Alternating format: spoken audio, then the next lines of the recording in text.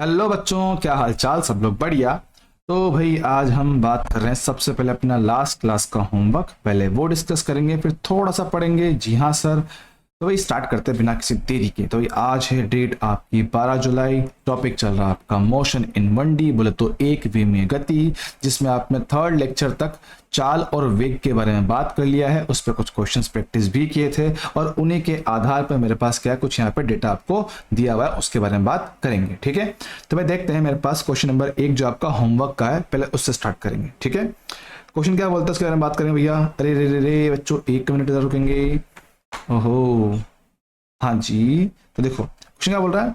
एक कार गति की प्रथम आधी दूरी, एक कार गति की प्रथम आधी दूरी कितना 40 किलोमीटर प्रति घंटे की नियत वेग से तय करता है, और शेष आधी दूरी कितना 60 किलोमीटर प्रति घंटा की नियत वेग से तय करता है। तो कार का औसत वेग क्या होगा? सर सवाल पढ़ के समझ में आ रहा है कि उसने बात किया है दूरी औसत चाल का। जी हाँ सर, जिसका हमने एवरेज निकाला था। जी हाँ सर, क्या फॉर्मूला था?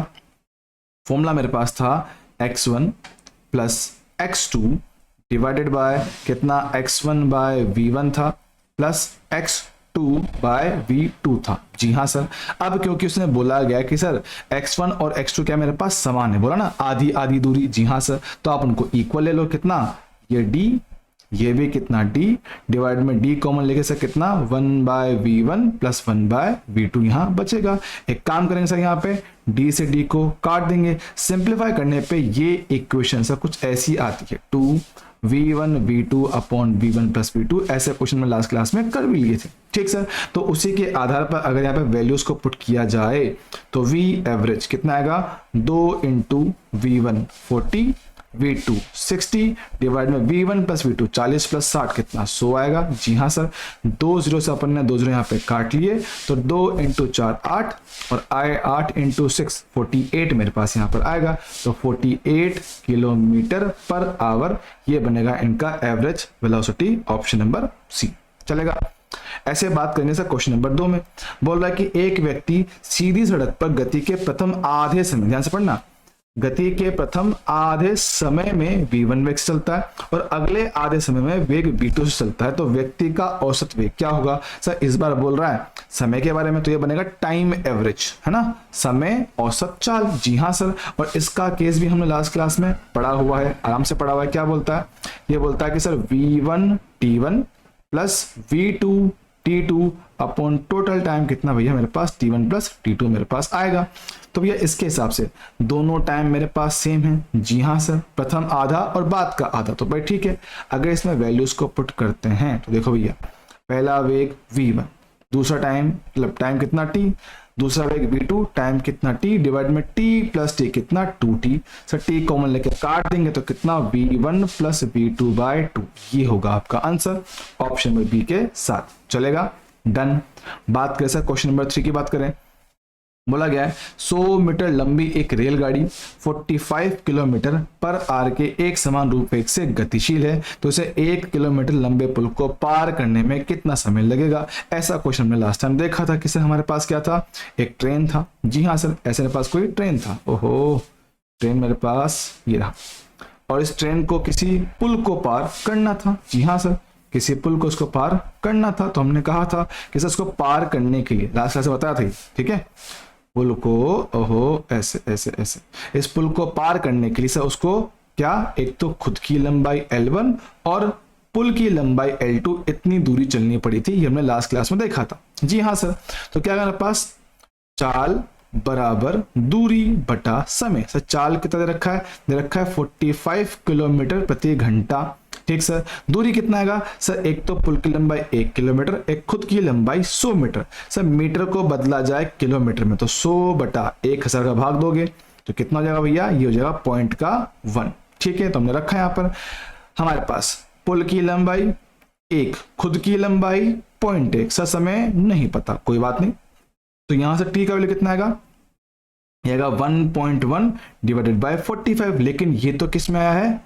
आर, बोला तो घंटा में। सर टाइम किस में दे रखा है? सेकंड में, तो कोई बात नहीं, बदल देंगे। तो देखो यहाँ पे पहले हटाओ पॉइंट हटाओ, पहले इसका पॉइंट हटाएंगे तो ऊपर बचेगा 11 और नीचे जाएगा 1 0 एक्स्ट्रा। और 1 घंटे में मेरे पास होते हैं 3600 सेकंड। सर ठीक है, चलेगा। अब आराम से देख, आराम से, बहुत प्यार से देखो सर। एक काम करते हैं ना, 0 से 0 काट दो सर, ठीक है।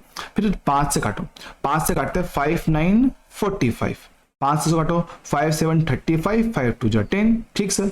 9 से काटेंगे 9 8 72, जी हाँ सर। अब 8 इंटू 11 कितना आएगा भैया, 88 सेकेंड।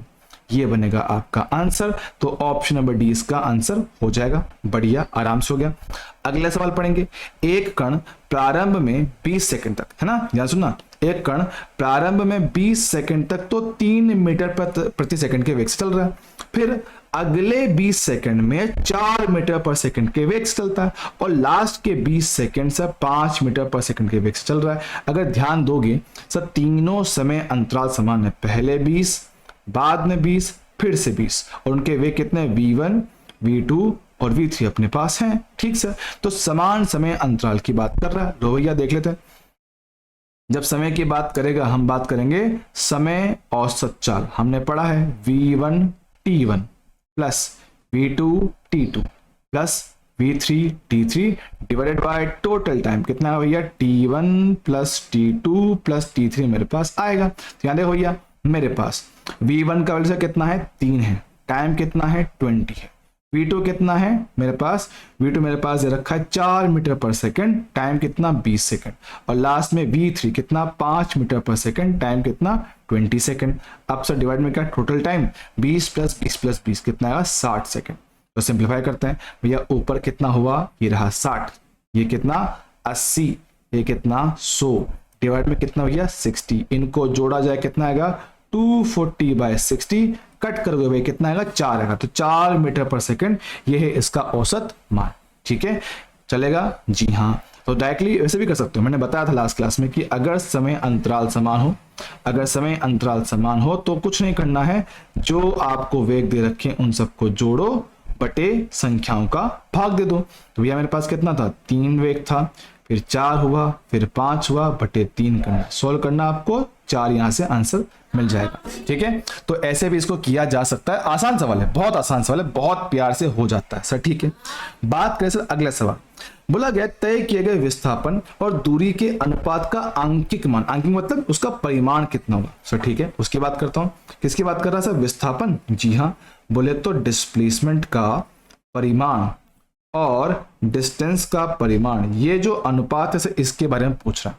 अब ये क्या देख, हमें पता है कि सर मेरे पास विस्थापन हमेशा छोटा होता है किससे, दूरी से। हमने बोला था, हमने बताया हुआ कि भैया मेरे पास जो होती है डिस्टेंस वो हमेशा बड़ी होगी या बराबर होगा सर किसके, डिस्प्लेसमेंट के परिमाण के। हाँ जी सर, तो अगर मेरे पास ऊपर वाला मान हमेशा छोटा होगा तो ये अनुपात मेरे पास हमेशा 1 से कम या उसके बराबर आएगा, 1 से कम या उसके बराबर। तो 1 से कम और उसके बराबर, 1 से कम और उसके बराबर कहाँ गया, ऑप्शन नंबर सी, ठीक है, चलेगा। ऑप्शन 5 सही आंसर है। बात करो भैया अगला सवाल नंबर 6, क्या बोलता है कि एक कार है, दो स्थानों के बीच में प्रथम आधी दूरी कितना, 30 किलोमीटर प्रति घंटे की रफ्तार से चलता है, फिर शेष आधी दूरी कितना, 50 से चलता है। सब पड़ा हुआ है, प्रथम दूरी, आधी दूरी, हाँ सर, इनका एवरेज कैसे आया था सर, ये मेरे पास आया था 2v1 v2 डिवाइड में v1 प्लस v2, जी हाँ, यहाँ रख दो। तो 2 पहला वेग 30, दूसरा वेग 50, डिवाइड में दोनों का टोटल कितना आएगा 18, जी हाँ। एक काम करो, इसको काटेंगे, ठीक है, इसको काटते हैं 2 से कितना 40 बार, 1 0 से 1 0 काट देंगे, ठीक सर। तो इनको मल्टीप्लाई करते कितना भैया 150/4 भाग देंगे तो कितना 3 5 है ना, 3 4 12 जाएगा, यहाँ बचेगा 3 बचेगा, 3 30 7 37.5, ये आंसर आएगा। तो ऑप्शन नंबर सी मेरे पास आंसर बन जाएगा, ठीक सर।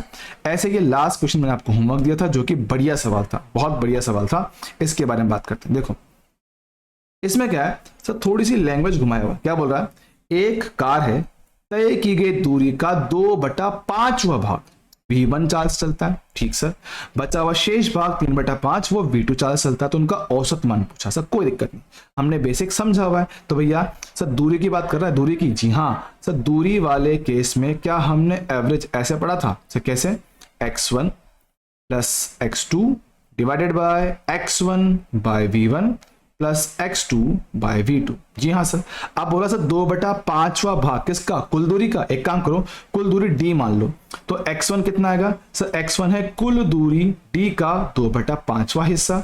सर x2 क्या है, कुल दूरी d का 3/5वां हिस्सा। डिवाइड में जाएंगे सर कितना, 2d/5 और वेग कितना v1। यहां जाएंगे डिवाइड में, x2 की बात करें, x2 कितना 3d/5 और वेग कितना v2। जी हाँ सर, बात समझना यहाँ पे देखो, 2d d/5 d/5 d/5 d/5 सब में से काट दिया। जी हाँ सर, काटने के बाद क्या बचा सर, ऊपर बच रहा है 2 + 3 5, तो ऊपर बचा।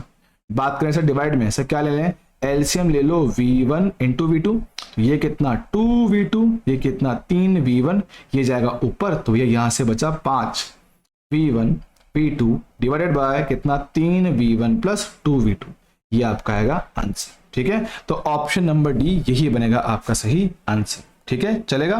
तो ये तो था भैया आपका लास्ट क्लास का होमवर्क। अब जो बात कर रहे सर वो है आपका नया टॉपिक त्वरण। अंग्रेजी में क्या बोलते हैं भैया, अंग्रेजी में इसको कहा जाता है भैया एक्सलरेशन। क्या बोलते हैं, एक्सलरेशन। अब सर टॉपिक बड़े काम की चीज है। काम की क्यों है, क्योंकि भैया एक तो बच्चों को ये टर्म लास्ट तक भी क्लियर नहीं होती है कि सर इसका मतलब क्या है। पहले तो भैया इसका मतलब बहुत ध्यान से तमीज से समझना, हम बस यूज कर लेते हैं लेकिन सर हमें मतलब ही नहीं पता होता। ध्यान सुनना, त्वरण पहले सर लिखते हैं, इसकी परिभाषा क्या क्या बोलता है, इसको बोलते हैं त्वरण को बोलते हैं वेग में परिवर्तन, वेग में परिवर्तन की दर को, वेग में परिवर्तन की दर को त्वरण कहा जाता है। वेग में परिवर्तन की दर को त्वरण कहा जाता है, ये होता है त्वरण की परिभाषा।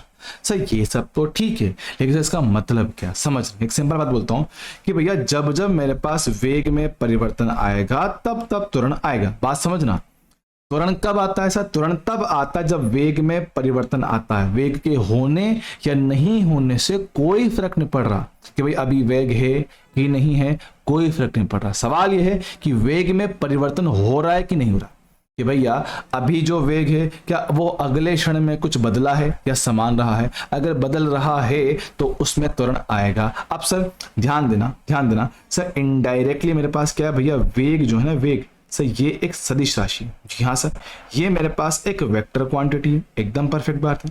अब अगर मेरे पास वेक्टर क्वांटिटी तो भैया इसके पास होती हैं दो बातें।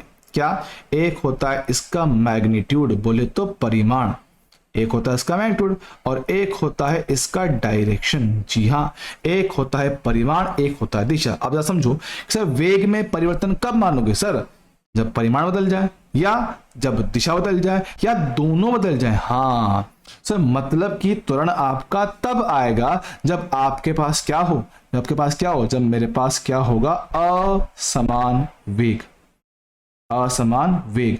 और पिछली क्लास में बताया था असमान वेग कब कब हो सकता है, जब उसका परिमाण बदले, जब उसकी दिशा बदले या दोनों बदले। तो दोनों ही अवस्थाओं में मेरे पास वेग असमान होगा और वेग असमान होगा तो मेरे पास त्वरण आएगा। जी हाँ सर, अब त्वरण मेरे पास क्या भैया, जो याद रखने वाली बात कि भाई ये तो एक सदिश राशि, त्वरण एक सदिश राशि, त्वरण एक सदिश राशि है सर। ठीक है, हम इसको अगले पेज लिख देंगे, करिए ना इसको। ठीक है, फिलहाल कुछ और बातें करते हैं। ठीक है, फिलहाल कुछ और बात करते हैं। इसको कहाँ डालें, इसको यहीं लिखता हूँ यार को, यहाँ लिखता हूँ। ये लो, क्या बात कर रहे हैं भैया, ये लो। त्वरण एक सदिश राशि है, त्वरण एक सदिश राशि है सर, ये तो ठीक है। अब से बात समझना, इसके अलावा आपने यहाँ पे कुछ बातें लिखी हुई। इसका क्या लिखा हुआ है, एक समान त्वरण, असमान त्वरण, औसत त्वरण, तात्क्षणिक त्वरण। हाँ सर, जैसे हमने ये बातें पहले की थी, बिल्कुल सेम टू सेम वैसी ही है, बिल्कुल सेम टू सेम वैसा ही है। तो सबसे पहले बात करते हैं भैया एक समान त्वरण। ठीक है, बात करें सबसे पहले एक समान त्वरण से, इसमें क्या खास बात है उसकी बात सुन। क्या बोलते हैं, यदि कण का वेग, यदि कण का वेग एक निश्चित दिशा में, क्या बोल रहा हूं ध्यान सुनना, एक निश्चित दिशा में, कि भैया दिशा में कोई बदलाव नहीं है, एक निश्चित दिशा में, एक निश्चित दिशा में, एक निश्चित दिशा में समान समय अंतराल में, समान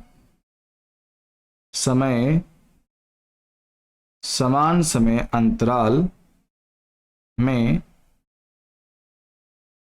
समान परिमाण से, समान परिमाण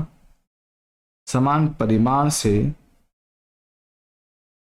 बदले, तब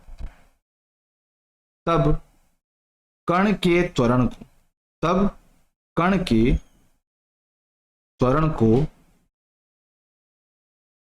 एक समान, तब कण के त्वरण को एक समान कहा जाता है। सर मतलब कि मान लो मेरे पास एक सरल रेखा के अंदुश आपकी कोई वस्तु चल रहा है, चलने दो, ठीक सर। मैं कह रहा हूं कि सर जब ये बिंदु ए पर था, सर इसका वेग कितना था, सर वेग इसका मान लो कितना 2 मीटर पर सेकंड, ठीक सर। अब कह रहा हूं भैया कि जब ये पॉइंट बी पर पहुंचा 2 सेकंड के बाद, 2 सेकंड के बाद इसका वेग कितना हो गया सर, ये हो गया 4 मीटर पर सेकंड, ठीक सर। फिर जब ये पॉइंट सी पर पहुंचा, कब, अगले 2 सेकंड के बाद, सर इसका वेग कितना हो गया सर, 6 मीटर पर सेकंड। जरा देखना सर कितना बदलाव आया, 2 से बढ़कर 4 हो गया सर, 2 का चेंज आया, 4 से बढ़कर 6 हो गया सर, कितना बदलाव हुआ, 2 का। तो भैया मेरे पास जो होने वाला चेंज है, जो होने वाला परिवर्तन है ना, वो सेम होना चाहिए। क्या बोल रहा हूं, होने वाला परिवर्तन सेम होना बहुत जरूरी है, ये बात बोल रहा हूं सर, ठीक है, बात समझ रहा हूं सर। ऐसे मेरे पास जो अगला टर्म लिखा हुआ क्या, असमान त्वरण, सर अब तो आप समझ गए होंगे। असमान त्वरण का मतलब क्या है कि सर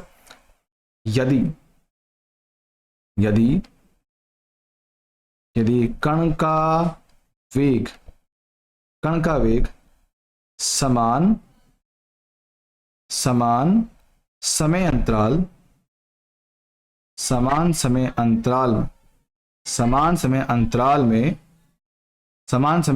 में असमान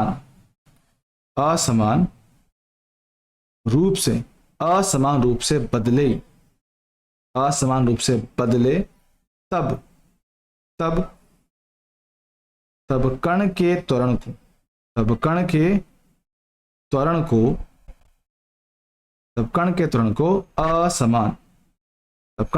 को असमान कहा जाता है। सर ठीक है, कण के त्वरण को असमान कहा जाता है। अब सर हमने कहा सर हमारा वेग बदलना चाहिए असमान रूप से। अब देखो वेग है, वेग सदिश राशि है, परिमाण भी है, दिशा भी है, समझ रहे हो सर। वेग मेरे पास क्या है, सदिश है, उसके पास परिमाण भी होगा, दिशा भी होगा। तो भाई चाहे परिमाण बदले, चाहे दिशा बदले, चाहे दोनों बदले, दोनों ही केस में मेरे पास आने वाला जो त्वरण होगा वो कैसा होगा, असमान होने वाला है। समझ रहा है क्या, जी हाँ सर, बात समझ रहा हूँ। ओके, बस देखो जो भी चेंज है वो असमान होना चाहिए, एक जैसा ना हो, है ना, लगातार एक जैसा ना बने, उसको बोलेंगे असमान। अब बात करें भैया औसत त्वरण, सर नाम से क्लियर है, नाम से एकदम क्लियर कि भैया ये बात कब की जाएगी, एक समय अंतराल के लिए। ये हम बात करते हैं किसके लिए, एक समय अंतराल के लिए, ठीक सर। समय अंतराल में जब बात की जाती है मेरे पास हम लिखते हैं एवरेज एक्सेलरेशन, औसत त्वरण। सर क्या आएगा, ये मेरे पास आएगा डेल्टा वी वेक्टर बटा डेल्टा टी। बोले तो वेग में कितना परिवर्तन है, v2 vector minus v1 vector बटा समय अंतराल t2 माइनस t1। अच्छा, तो प्रारंभिक वेग माइनस अंतिम वेग बटे समय अंतराल मेरे पास ये होगा। सर ठीक है, चलेगा। और वहीं जब बात की जाए तात्क्षणिक त्वरण, सर ये कब निकालते हैं, ये हम निकालते हैं किसी समय बिंदु पर। कहां निकालेंगे भैया, ये हम निकालते हैं किसी समय बिंदु पर, ठीक सर, समय बिंदु पर इसको निकाला जाता है। इंस्टेंटेनियस एक्सेलरेशन इसको लिखते हैं ए इंस्टेंटेनियस वेक्टर, तो ये होता है सर बहुत छोटे टाइम के, बहुत छोटा, इतना छोटा कि डेल्टा टी लगभग लगभग कितना आता है सर, 0 आता है। तो आप इसको लिखते हो सर कितना, डीवी बटा dt। सर ठीक है, ये तो सूत्र है। अब सर इनके बारे में सर हम डिटेल चर्चाएं पहले कर चुके हैं। हाँ सर, डी बाई डी बोले तो अवकलन, तो क्या बोलेंगे इसको, वेग वी वेक्टर का, है ना, वी वेक्टर का अवकलन, वी वेक्टर का अवकलन, अवकलन टी के सापेक्ष। जी हाँ सर, टी के सापेक्ष चलेगा। और सर ग्राफ में हम इसको क्या बोलते हैं सर, ग्राफ में अवकलन डिफरेंशिएशन का बेसिक मतलब आपने क्या बताया है, स्लोप। जी हाँ सर, तो क्या बोलते हैं इसको, ये बनेगा मेरे पास स्लोप, या बोले ढाल, ढाल किसका, वीटी ग्राफ का, वीटी ग्राफ का ढाल मेरे पास बन जाएगा। सर ठीक है, बात एकदम परफेक्ट है, आराम से काम इस पर चलेगा, बढ़िया बातें सर ठीक है। अब सर इससे जुड़ी कुछ और छोटी मोटी बातें, क्या, सबसे पहले सर त्वरण मेरे पास एक सदिश राशि है। जी हाँ सर, ये बात तो लिख चुके हैं, उसके आगे और बात करते हैं। सबसे पहले सर इसका यूनिट क्या बनेगा, देखो हमने जो लिखा है, चाहे एवरेज हो चाहे मेरे पास तात्क्षणिक हो, ठीक है, चाहे औसत हो चाहे तात्क्षणिक हो, मेरे पास एक्सेलरेशन का जो बेसिक फॉर्मूला है वो क्या है सर, मेरे पास वेग में परिवर्तन डेल्टा वी बटा डेल्टा टी।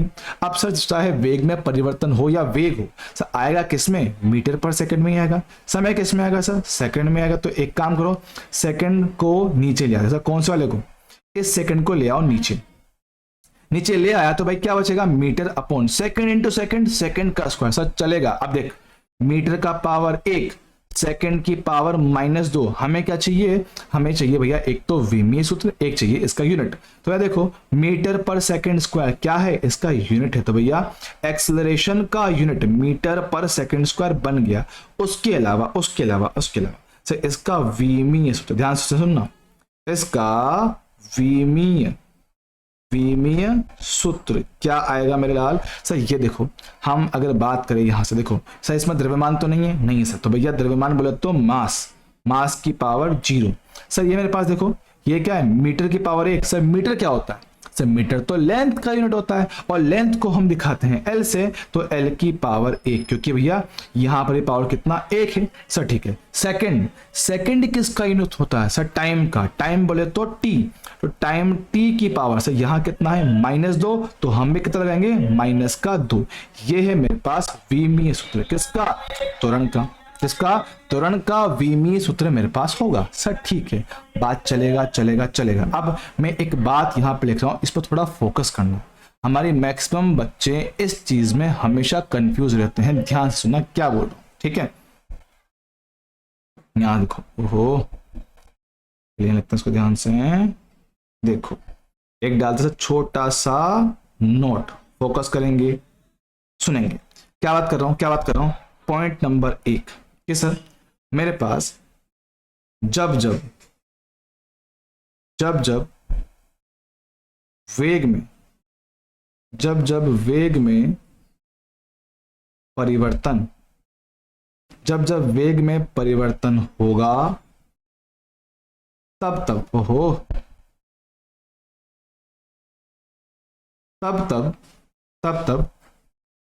त्वरण आएगा, ठीक है, ये बात याद रखना है। सर वेग में परिवर्तन कैसे, ये इसको भी ऐड कर लो सर, वेग में परिवर्तन, ठीक है,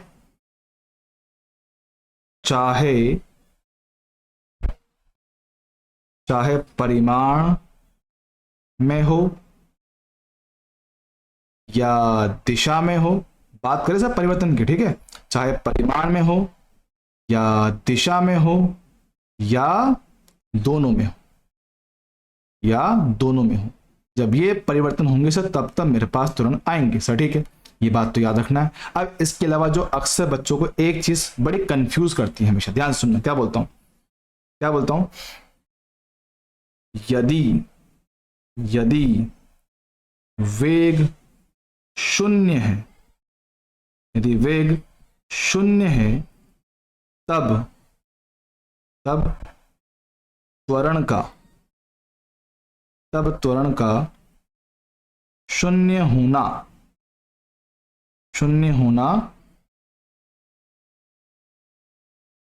आवश्यक। ओहो, तो शून्य होना आवश्यक नहीं है सर। ठीक है, आवश्यक नहीं है, इस बात का ध्यान रखना सर। ठीक है, ये कैसे होगा अभी सब समझाऊंगा, बस फिलहाल लिखते चलो। ठीक है, वेग शून्य है तो त्वरण का शून्य होना आवश्यक नहीं है सर। ठीक है, और सर और बातें, यदि त्वरण का मान शून्य है, यदि त्वरण का मान शून्य है तब कण का वेग नियत रहेगा।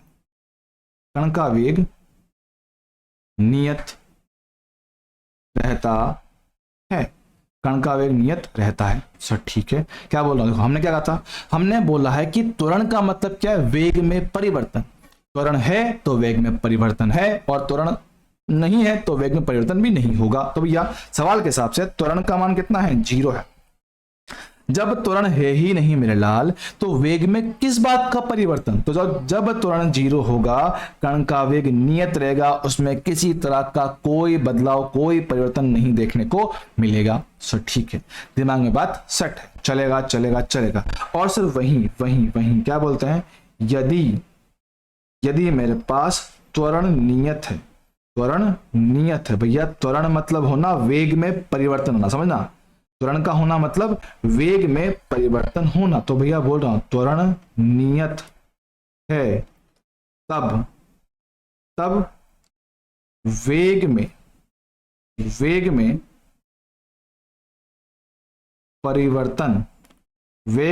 परिवर्तन की दर भी नियत रहती है।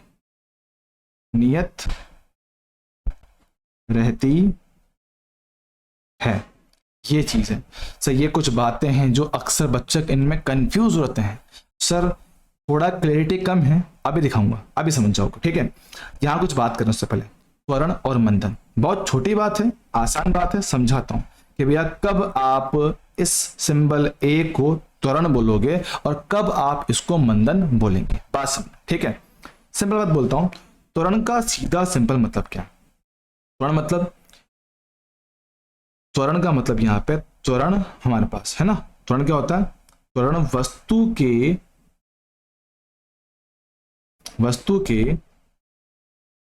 वेग का परिमाण बढ़ाता है। वस्तु के वेग का परिमाण बढ़ाता है। ओहो, ठीक से लिखने में मजा यार। वस्तु के वेग के परिमाण को बढ़ाता है। ठीक है, याद रखना, हम यहां बात कर रहे हैं धनात्मक त्वरण की, त्वरण की। ठीक है, और वही जो आपने लिखा है मंदन, मंदन लिखा है, उसकी बात करते हैं। मंदन मतलब क्या है, मंदन का मतलब क्या है, मंदन वस्तु के वेग का, है ना, वस्तु के वेग का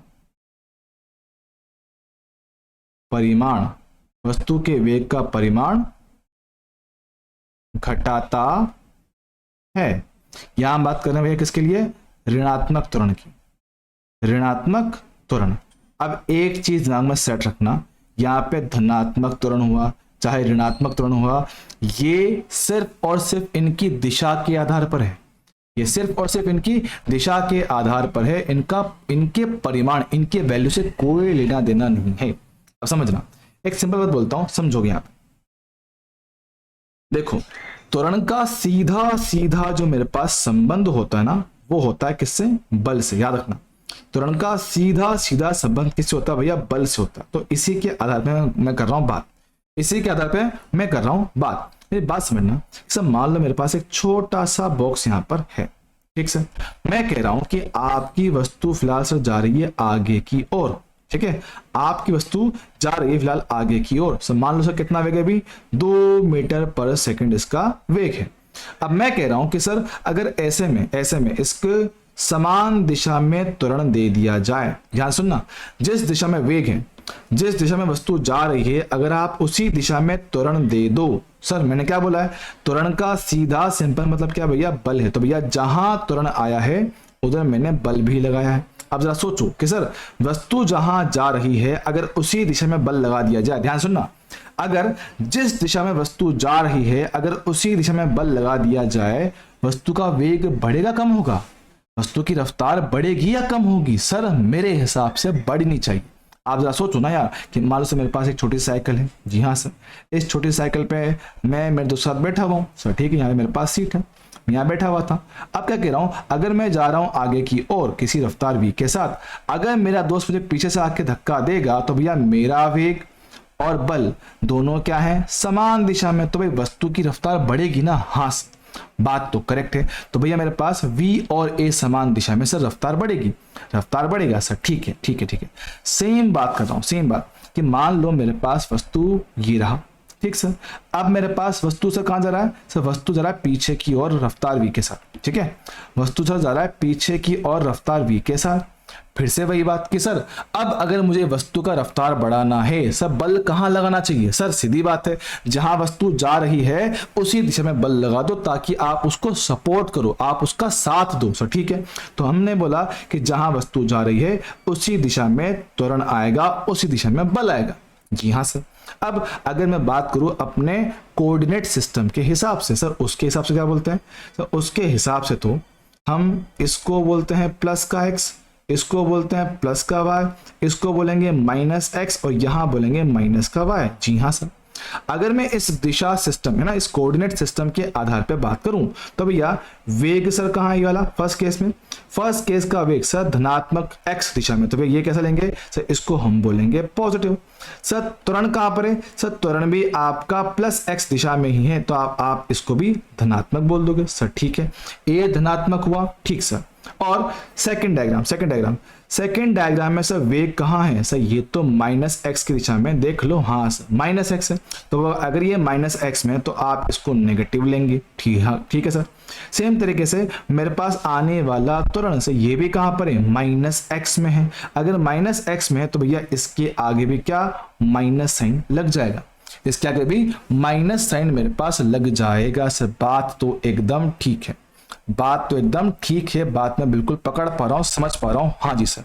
अब मेरी बात ध्यान समझना कि सर ये चीज तो ठीक था, बढ़िया था, आसान था, फोकस करना मेरी बात पे, जो मैं बोल रहा हूँ उसको ध्यान से सुनना, जो मैं बोल रहा हूँ उसको ध्यान से तमीज से सुनना। क्या बोल रहा हूँ कि सर जब मेरे पास v और a समान दिशा में होंगे, देख लो, हाँ सर, जब मेरे पास v और a समान दिशा में होंगे आपकी वस्तु की रफ्तार बढ़ेगी, देख लो, हाँ सर, जहां वस्तु जा रहा था उसी दिशा में बल दे दिया, रफ्तार बढ़ी, जहां वस्तु जा रहा था उसी दिशा में बल दे दिया, रफ्तार बढ़ गई। तो ये बात क्लियर है क्या सर, जिस दिशा में वस्तु का वेग होता है अगर आपका त्वरण भी समान दिशा में है तो वेग बढ़ेगा, और सर ऐसा त्वरण या बोले ऐसा ए जो आपकी रफ्तार को बढ़ा दे, वेग के परिमाण को बढ़ा दे, क्या बोलेंगे उसको, त्वरण बोलेंगे, क्या बोलेंगे, त्वरण।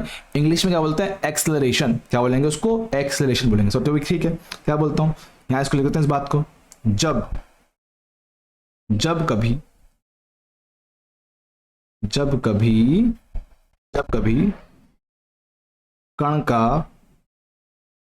कभी कण का वेग व त्वरण, जब कभी कण का वेग व त्वरण समान दिशा में होते हैं, समान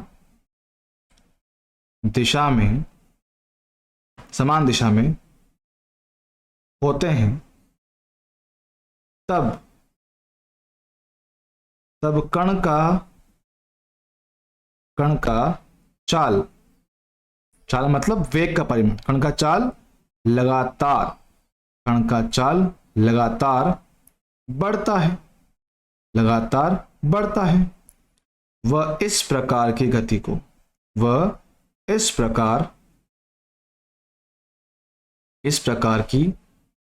गति को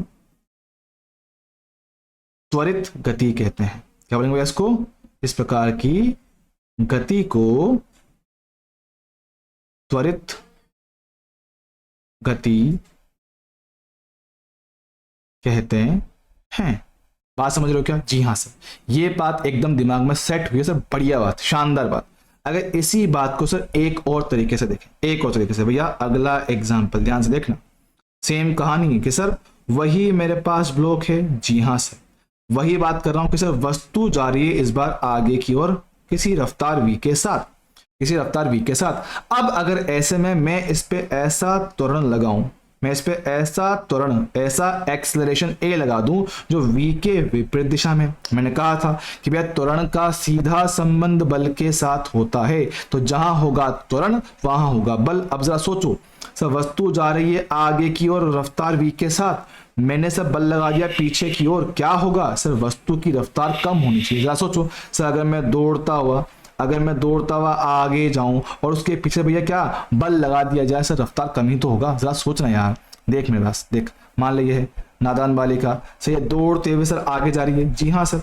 अब सर ये दौड़ते हुए सर जा तो आगे रही है, अगर मैं इसको रोकने के लिए इसके विपरीत दिशा में बल लगा दूं, वेग आगे है बल पीछे है, खुद से सोच के बताओ सर क्या होगा? सर इसकी रफ्तार कम होगी, इसकी रफ्तार कम होगा सर, एकदम सही बात है, एकदम सही बात है। और सर अगर इसी चीज का उल्टा कर दिया जाए, अगर इसी बात का उल्टा कर दिया जाए कि सर अगर मेरे पास वस्तु जा रही है पीछे की ओर रफ्तार v के साथ, और अगर मैं सर मंदन बोले तो a लगा दूं कहां? v के विपरीत। देख रहे हो सर, फिर से पहले मेरे पास v और a विपरीत, अभी भी क्या है भैया? विपरीत है, जी हाँ सर। तो अभी भी क्या हो रहा है? जहां वस्तु जा रही है उसके विपरीत दिशा में a लगाया गया है, मतलब कि उसी दिशा में क्या बल लगाया गया। जरा सोचो कि सर वस्तु जा रहा है पीछे, बल लगाया आगे, सर क्या होगा? सर रफ्तार लगातार कम होगा, हाँ सर।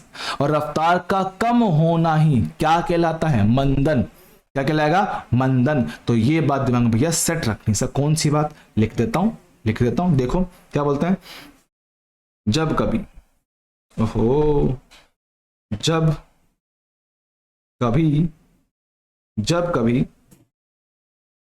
कभी कण का वेग व त्वरण, कण का वेग व त्वरण विपरीत दिशा में होते हैं, कण का वेग व त्वरण विपरीत दिशा में होते हैं,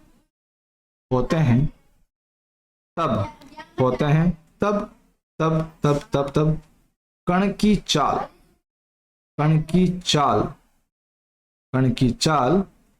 लगातार कम होती है, कण की चाल लगातार कम होती है। वह इस प्रकार की गति को, इस प्रकार की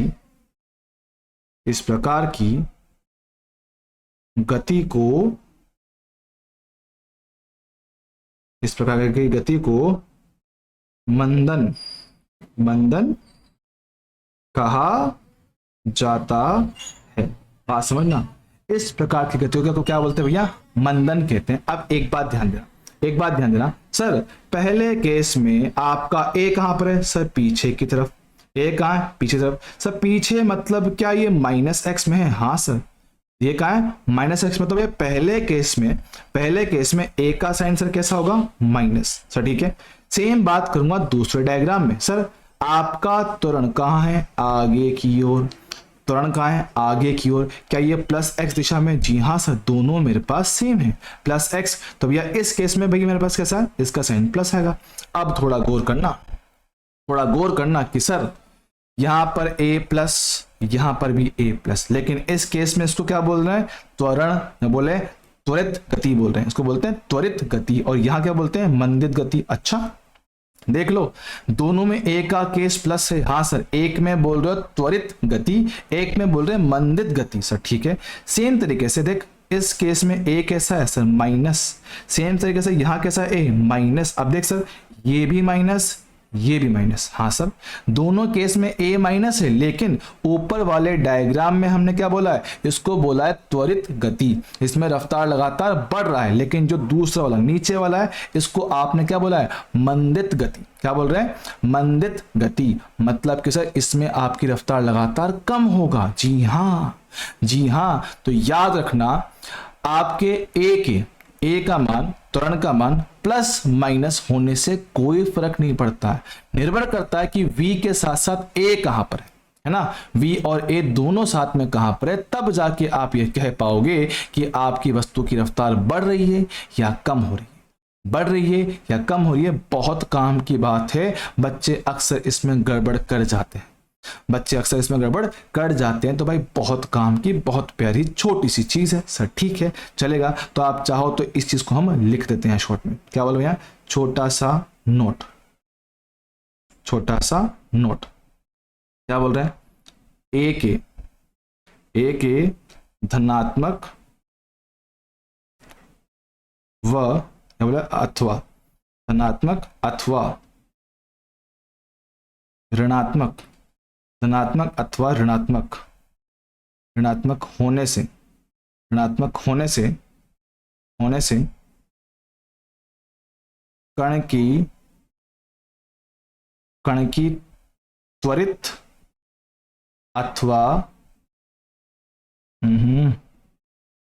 त्वरित अथवा मंदित, त्वरित अथवा मंदित गति का अनुमान नहीं लगाया जा सकता है, नहीं लगाया जा सकता है। ध्यान से सुनना,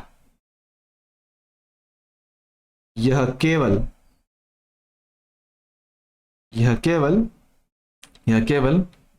इसकी दिशा को दर्शाता है, यह केवल इसकी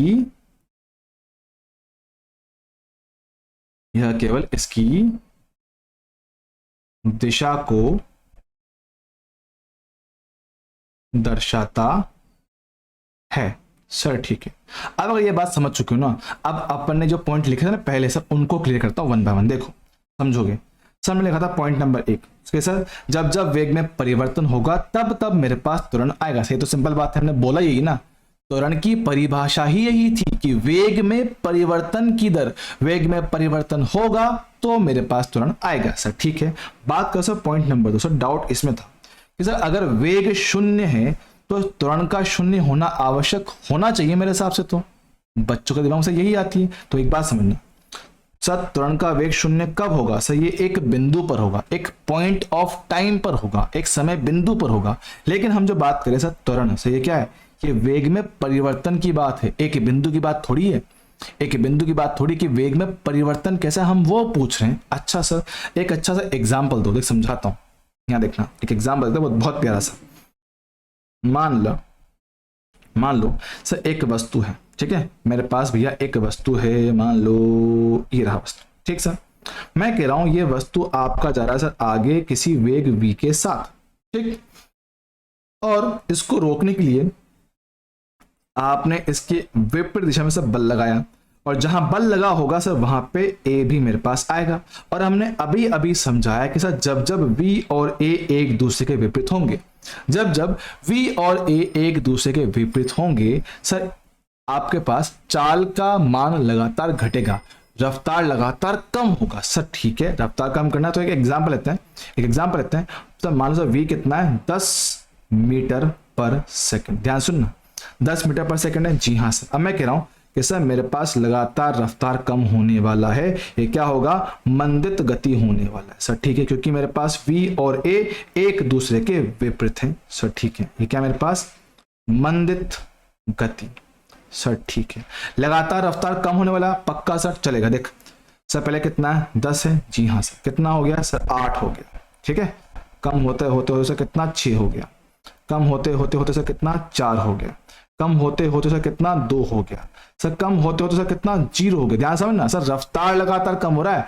गाड़ी चला रहे हो, हाँ सर, ब्रेक दबाया है, जी हाँ सर, कुछ वैसा मानना कि सर रफ्तार लगातार कम हुई। सर पहले कितना, 10 था, फिर 8 हुआ, फिर 6 हुआ, फिर 4 हुआ, फिर फाइनली 2 हुआ, और आखिर में सर कितना, मेरे पास 0 हो गया। अब सोचो सर, 0 होना मतलब गाड़ी का रुक जाना, हाँ सर, 0 होना मतलब गाड़ी का रुक जाना, वेग 0 हो चुका है। लेकिन सर आपने बल अभी भी लगा रखा है, आपने बल अभी भी लगा के रखा हुआ है, जरा सोचना मेरे दोस्त, जरा सोचना मेरे दोस्त कि भैया आपने बल लगा रखा है।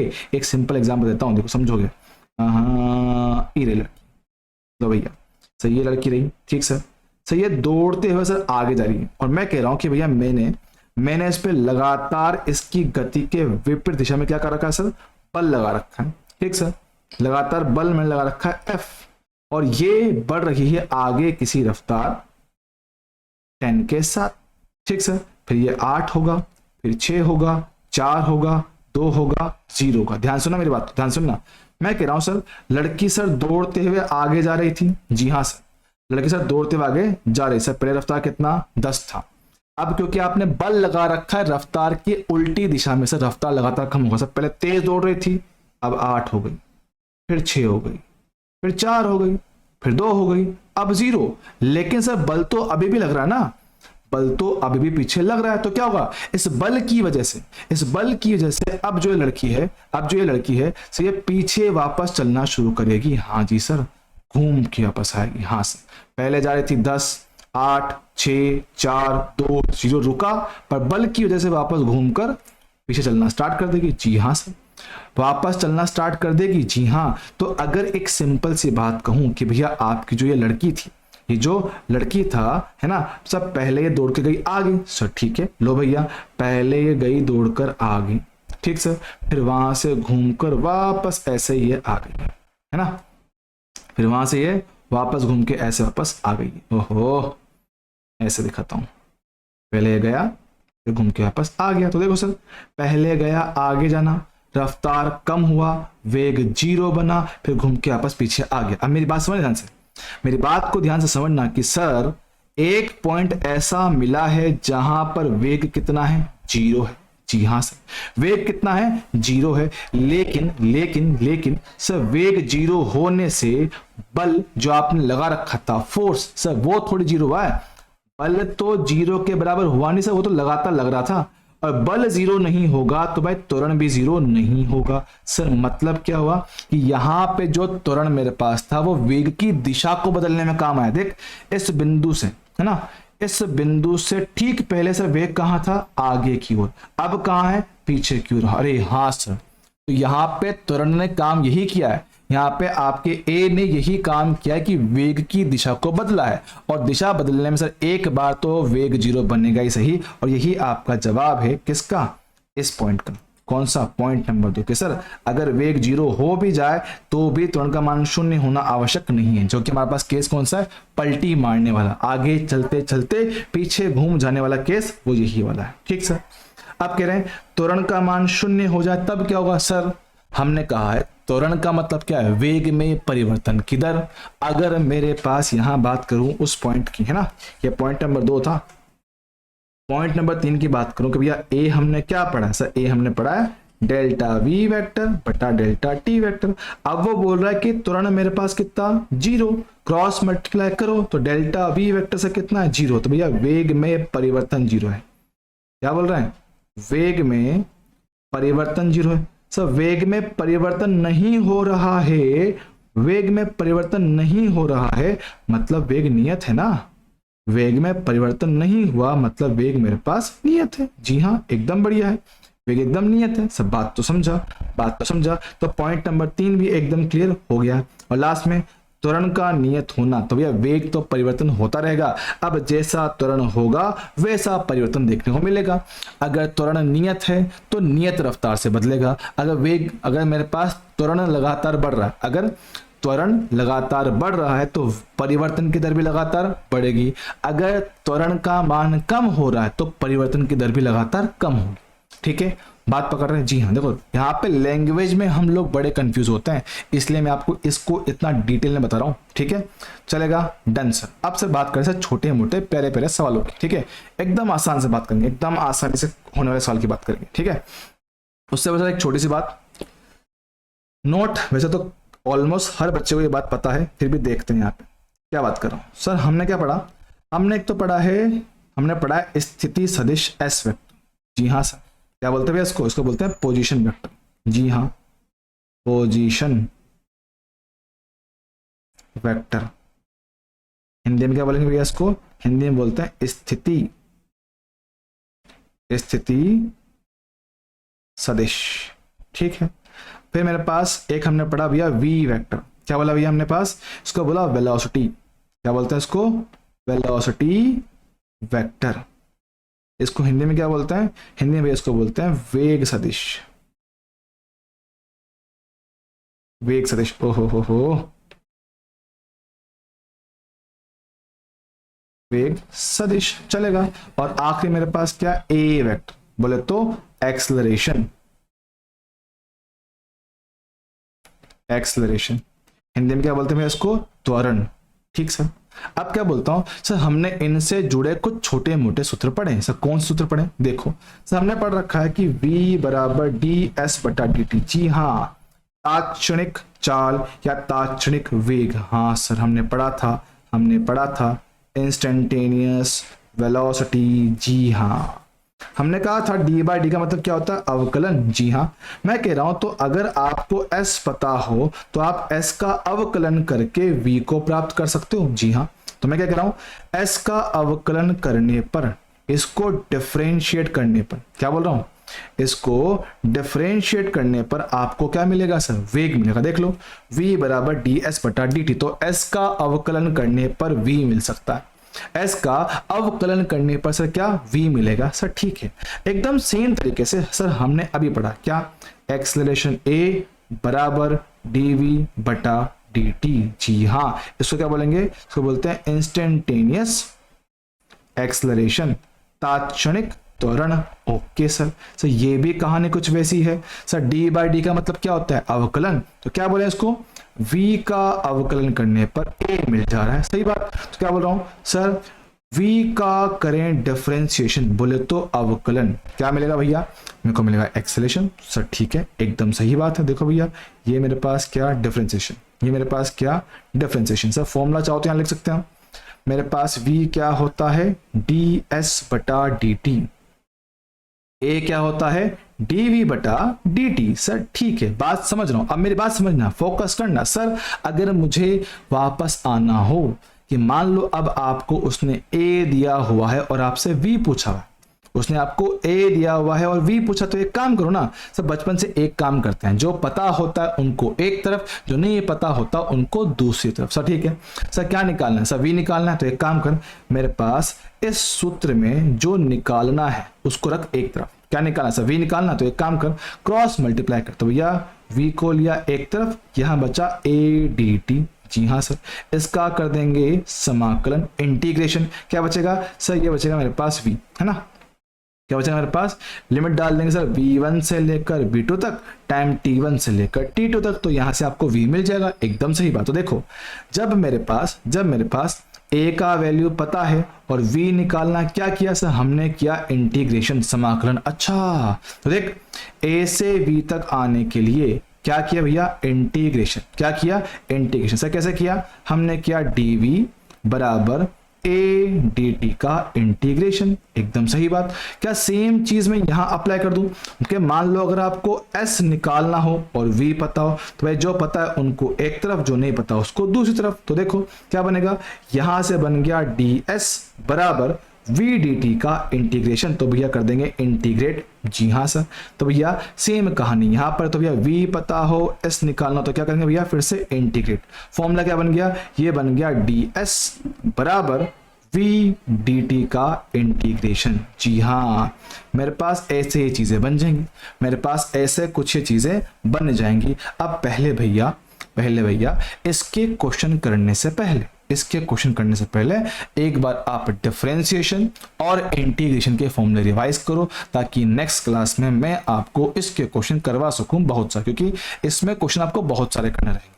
वैरायटी के सवाल हैं, तरह तरह के सवाल हैं, जिनमें आप अक्सर कंफ्यूज रहते हैं, मुझे खासकर वो सवाल करवाने। ठीक है, तो भैया यहां तक करेंगे ये आज का लेक्चर। इसको ढंग से, तमीज से, अच्छे से रिवाइज करना है, ताकि कल जब इसके क्वेश्चन करवाऊं आपको दिक्कत ना है। ठीक है, चिंता ना करो, क्वेश्चंस मैं आपको बहुत करवाऊंगा, तो इनडायरेक्टली टाइम अपना वही लगने वाला। बस एक बार आप ये फॉर्मूला ठीक से पढ़ लोगे तो क्वेश्चंस करने में दिक्कत नहीं है। याद रखना, दिमाग में सेट रखना है, सर एस दिया हुआ हो, वी निकालना हो, क्या करूंगा डिफरेंशिएट, वी पता हो, ए निकालना हो, क्या करूंगा डिफरेंशिएट, बोले तो अवकलन, ए पता हो, वी निकालना हो, समाकलन, वी पता हो, एस निकालना हो, समाकलन। जी हाँ सर, हमें ये काम करना पड़ेगा। ठीक है, तो यहाँ होती है अपनी आज की ये छोटी सी क्लास खत्म, जहां हमने लास्ट क्लास का होमवर्क डिस्कशन किया है, त्वरण के बारे में समझा है, ये कुछ पॉइंट्स बताए हैं, इनको प्लीज ध्यान से पढ़ लेना, क्योंकि मैं बोल रहा हूँ बताने के बाद भी कुछ मासूम बच्चे होंगे जो इस एक्सलरेशन बोले तो त्वरण वाले पार्ट में अटकेंगे, तो उनको प्यार से तमीज से अच्छे से कर लो। ठीक है दोस्तों, मिलेंगे अगली बार, तब तक के लिए ओके टाटा बाय बाय।